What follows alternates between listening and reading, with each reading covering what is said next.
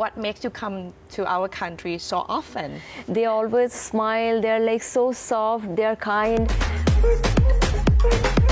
Timely সবকিছু করা, এত এফোর্ট, এত কিছু শিখে, এত কিছু করেও যদি নিজের দেশের মানুষের থেকে অ্যাপ্রিসিয়েশন না পাই তাহলে তো এটা খুবই কষ্টের। বিশ্বের সবচেয়ে মর্যাদাপূর্ণ সৌন্দর্য প্রতিযোগিতা মিস ইউনিভার্সের ৭৪তম আসরে বাংলাদেশকে প্রতিনিধিত্ব করছেন তানজিয়া জামান মিথিলা। বিশ্বের ১২১ দেশের প্রতিযোগীর সাথে লড়াইয়ে পিপলস চয়েস ভোটে তিনি বর্তমানে তালিকার শীর্ষে রয়েছেন।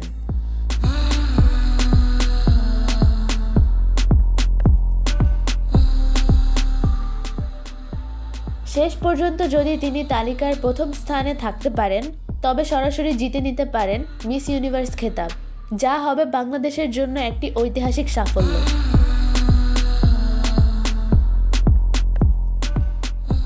এদিকে এই ভোট যুদ্ধ যখন ক্রমেই তীব্র হচ্ছে, ঠিক তখনই থাইল্যান্ড থেকে ফেসবুক লাইভে যুক্ত হয়ে দেশবাসীর উদ্দেশ্যে আবেগঘন কণ্ঠে সমর্থন চাইলেন মিথিলা।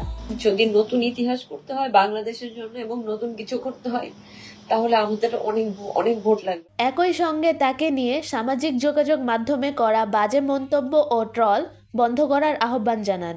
লাইভে মিথিলা বলেন, বিকিনি পরা নিয়ে সোশ্যাল মিডিয়ায় মানুষ ট্রল করছে, এগুলো দেখলে আমার খুব খারাপ লাগে।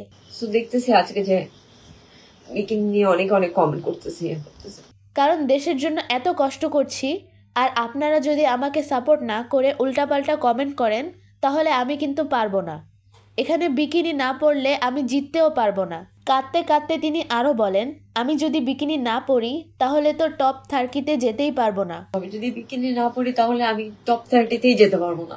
আপনারা তো চান আমি জিতি, বাংলাদেশকে জেতাতে হলে আমাকে বিকিনি পরতেই হবে। এখানে সবাই ভালো, তাদের সাথে টিকে থাকতে হলে আমাকে অনেক কিছু করতে হয়।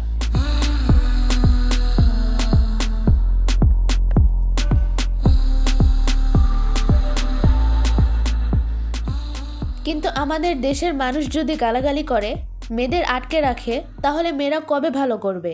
মেয়েদেরকে যদি এত আটকায় রাখেন, মেয়েদেরকে যদি ঘরের মধ্যে রেখে দেন তাহলে মেয়েরা কবে বের হবে, মেয়েরা কবে ভালো করবে? তিনি আরও বলেন, বাংলাদেশের জন্য নতুন ইতিহাস করতে হলে আমার জন্য অনেক ভোট লাগবে। আমি 1-এ যাচ্ছি, 2-এ যাচ্ছি, 1 নম্বরে থাকতে হলে অনেক ভোট দিতে হবে।